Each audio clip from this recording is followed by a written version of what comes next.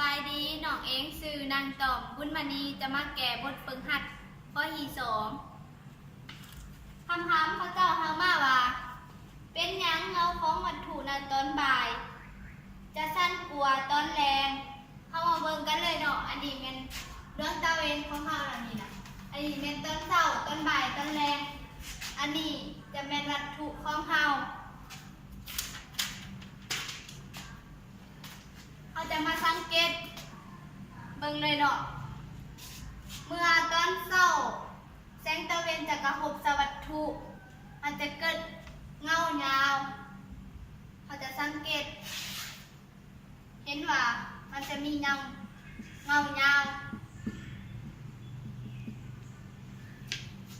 เมื่อตอนบ่ายตะเวนต่างชาติกับวัตถุจะเกิดมีเงาตัวของมันเองมันจะสั้นลงตอนแรงกระไขคือกับตอนเช้าเมื่อแสงตะเวนกระทบวัตถุมันจะแสงมันกระทบวัตถุเราจะสังเกตเห็นว่าเราจะเห็นเงายาวเนาะ